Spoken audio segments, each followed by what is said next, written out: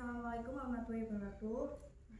Kami di sini sudah bersama Ibu Irmi Hayatus Sadat, Sarjana Humaniola, Magister Pendidikan, selaku narasumber dari wawancara hari ini dengan tema bela negara.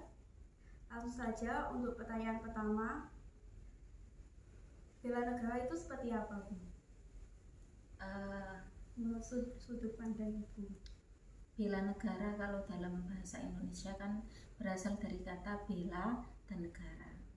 Bela sendiri berasal dari kata membela, yaitu kita itu membela negara, mencintai negara kita seperti itu. Karena orang tidak akan bisa membela kalau tanpa mencintai. Jadi akan berasal dari mencintai negara tersebut baru membela, seperti itu. Terima kasih jawabannya. Bagaimana konsep bela negara dalam Islam? Dalam Islam, wow, pertanyaan yang agak keren ya, karena menghubungkan nasionalisme dengan Islam ya.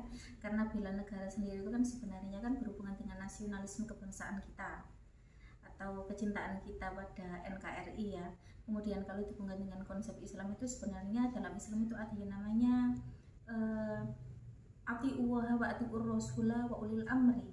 Pada wa ulil amri artinya adalah para pemimpin, dan di sini yang namanya negara pasti ada pemimpinnya. Di sini kita akan berusaha dalam Islam sendiri berarti kalau kita membela negara termasuk kita itu mentaati para pemimpinnya, mentaati sistem yang ada, karena sistem yang ada pasti berasal dari permusyawaratan seperti itu. Jadi konsep tersebut sangat sesuai dengan Islam, bahkan ini sesuai dengan ayat Al-Quran tadi, ati'ullaha wa ati'ur rasulah wa ulil amri minkum, seperti itu.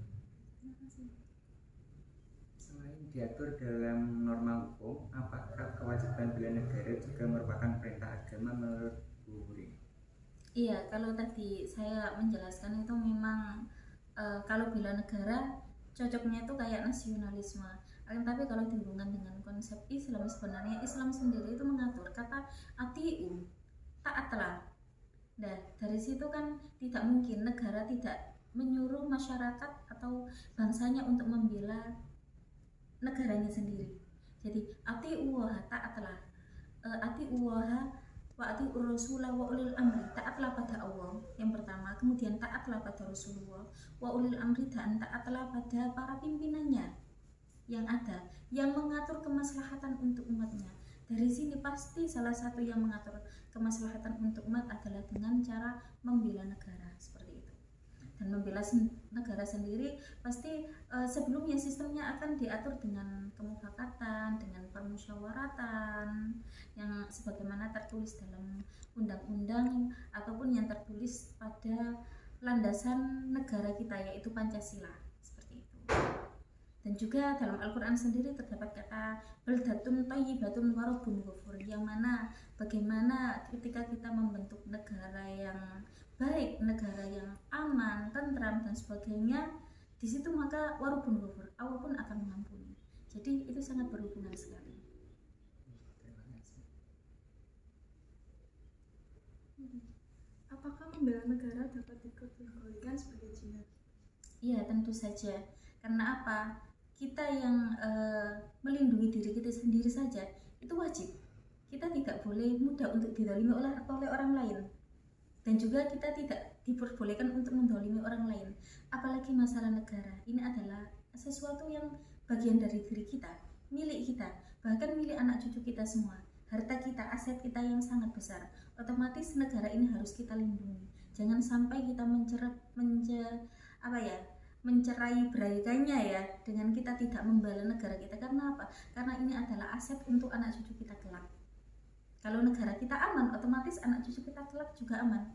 Tahu sendiri kan bagaimana Palestina yang terjadi ketika negara tersebut tidak aman, tidak kalah untuk dibela ya. Bukan saya bilang orang Palestina itu, orang-orang di sana tidak membela, mereka membela, akan tetapi sudah kalah. Lah kita sebelum terjadi apa-apa kita bela lebih awal. Kita harus punya nasionalisme, kita harus punya wawasan kebangsaan yang tinggi sehingga kita bisa membela negara kita, karena itu sesuai dengan ajaran Islam.